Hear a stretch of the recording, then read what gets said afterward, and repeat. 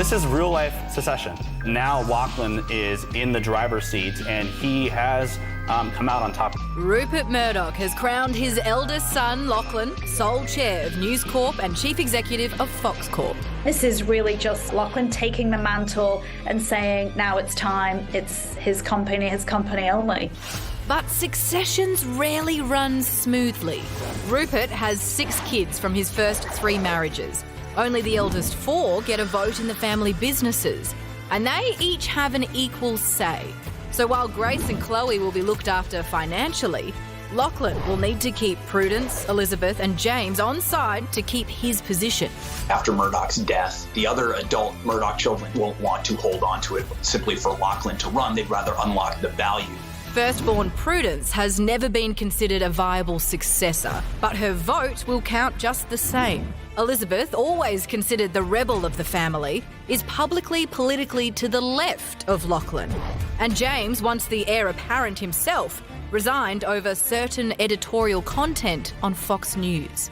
They'll have to form alliances if they disagree over the future of the global media empire, or if they agree over one critical choice, like Lachlan's future. A lot of people are saying, is he up to the job? Can he handle the power? Does he have the skills? So, has Rupert given Lachlan a golden crown or a poisoned chalice? Paddy Manning has a great name and is also the author of the Lachlan Murdoch biography, The Successor, and he's here to give us all the juicy goss. Paddy, thanks for joining us. So why is Rupert handing over the keys to the kingdom now, of all times? Well, if you think about it, Rupert Murdoch's had a crazy year. He had professionally and personally, he had a sort of on-again, off-again engagement. He's now apparently got a new love interest, but he's also had a wild ride at Fox and News Corporation, where, this year we've seen them pay, the highest defamation payment ever, $787 million to a voting machine manufacturer over the big lie in the 2020 election. So I think that Rupert, at the age of 92, has kind of come to the view that after 70 years in the business, he deserves to retire. He's made it pretty clear how he wants this succession plan to play out with Lachlan at the top, but there's a lot of speculation that upon Rupert Murdoch's death, Lachlan may be ousted by his siblings. Why would they want to get rid of their brother? It's crystal ball gazing to try and anticipate what might happen. But one thing I was told when I was researching my biography of Lachlan was that the siblings were concerned about, in particular, Fox News' role undermining American democracy, and that they were determined to take back control of the Murdoch media businesses once Rupert passed. And so in that situation, you could imagine the 3 siblings ganging up to tell Lachlan to either bring that business to heel or even to roll him. What do you think Lachlan would want his legacy to be? Well, Lachlan is very different from Rupert. That's what I found writing the book about Lachlan. I think there's been an assumption that Rupert he's an inveterate kind of kingmaker, and he's been a powerful figure on the world stage now for decades.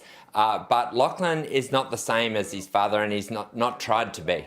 Lachlan is a businessman first and foremost. He doesn't see himself as the all-powerful kind of editor-in-chief intervening in programming or, decisions on editorial on a daily basis. That's not his gig. He wants to focus on the business. His focus is on the bottom line and on thinking about what should the company's strategy be to deal with whether it's streaming or digitization in newspapers. And he's got actually some runs on the board in dealing with those issues, even if they've had a terrible year at Fox in particular with that Dominion settlement, and there's more payouts likely to come. Paddy, I've done a lot of research recently, and obviously Lachlan is all the chat today, but do you think Kendall was the man for the job, or equally that Shiv could have done it? Well, I think a lot of people think Kendall is Lachlan, but actually Lachlan is Roman. Kendall is your James figure. Okay. So Kendall is the one who quits on principle.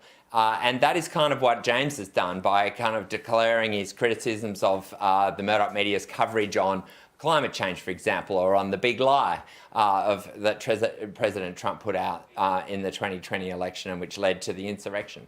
I see. I'll have to go back to my research. It's like the biggest scoop we've had all night. Thank you very much, Paddy. What a bombshell. I think I'm a big fan of Sarah Snook, so I've got a plump for Shiv. Thanks for your time, Paddy. We appreciate it. Thank you. We've watched a lot of commentary around this today, and I have to say that Paddy there comparing Lachlan to Roman, I was like, I get it. That makes so much sense. Also, we should apologise. We should have warned you up front that you will see footage of topless Rupert Murdoch in that package. For anyone having dinner, I apologise. Yes. I'm fascinated by this because I think people thought that Rupert Murdoch, a lot of people thought he was this overarching, big, powerful, some would say evil person, right? And with this change to Lachlan, will things change? Well, if what we're hearing is that he's a business-minded person, and we see the business model of Fox, of News Corp, is, inflammatory rhetoric that will kind of engage people to be angry and furious and therefore be scared and buy things. I mean, that's not going to change at all. I don't think we're looking for a big change here. But also interesting to think he's sitting back and watching that and being okay with being it. like, that's money in my pocket. I don't care. It's wild. It's also interesting that you insisted on that topless footage, by the way. Well, that's the power I have watching this show. I want more 92-year-old topless photos.